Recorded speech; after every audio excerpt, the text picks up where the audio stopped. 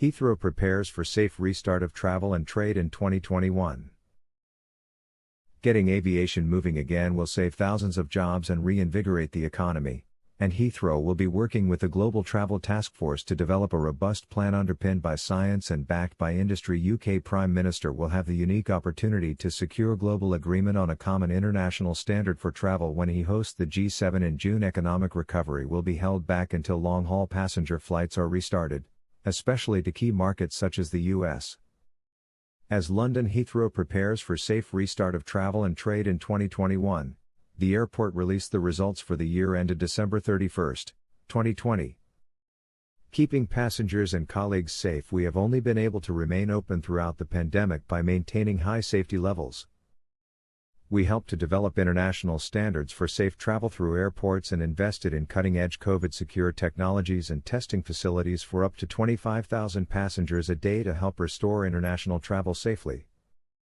Annual loss of £2 billion underlines the devastating impact of COVID-19 on aviation. Passenger numbers collapsed to 22.1 million, more than half of whom traveled in January and February.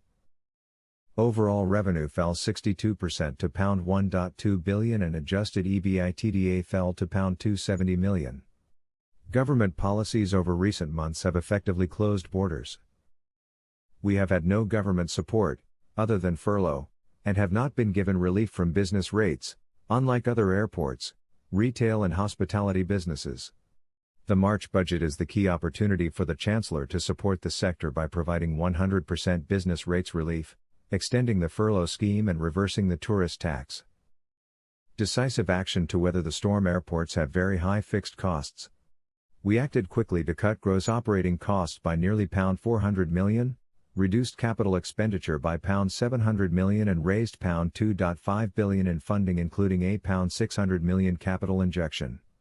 We ended the year with £3.9 billion of liquidity, enough to see us through until 2023. CAA must act now to unlock lower charges and more investment for consumers. If the CAA acts to approve a RAV adjustment, to recover regulatory depreciation and provide a fair balance of risk and reward, they can unlock lower airport charges and higher investment in passenger service and resilience. 28% decline in cargo volume shows the cost to the economy of shutting down aviation. Passenger planes from Heathrow are the UK's global trading network, carrying British exports and inbound supply chain.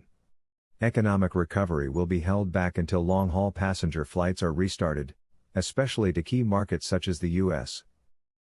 We support the Prime Minister's plan to restart travel and the economy. We will work with the Global Travel Task Force, so that Britain can become the first country in the world to safely restart international travel and trade at scale, saving thousands of jobs and reinvigorating the UK economy.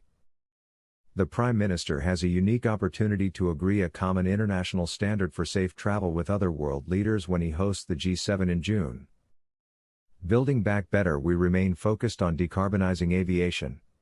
We became carbon neutral in 2020 and have been working to make decarbonizing aviation a flagship goal for 26 Colombian pesos ahead of a global agreement for net zero emissions by 2050 at the ICAO General Assembly in September 2022. Heathrow expansion is mission critical to delivering global Britain. With the Supreme Court reinstating the airport's national policy statement, we will consult with investors, government, airline customers and regulators on our next steps. Heathrow CEO John Holland-Kaye said. 2020 has been one of our most challenging years, but despite £2 billion of losses and shrinking to passenger levels we haven't seen since the 70s, I am hugely proud of the way that our colleagues have kept our passengers safe and the UK's hub airport open for vital supplies throughout.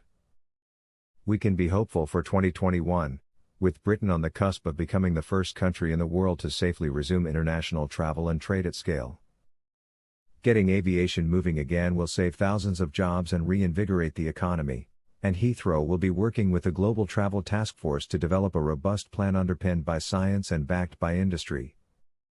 The Prime Minister will then have the unique opportunity to secure global agreement on a common international standard for travel when he hosts the G7 in June.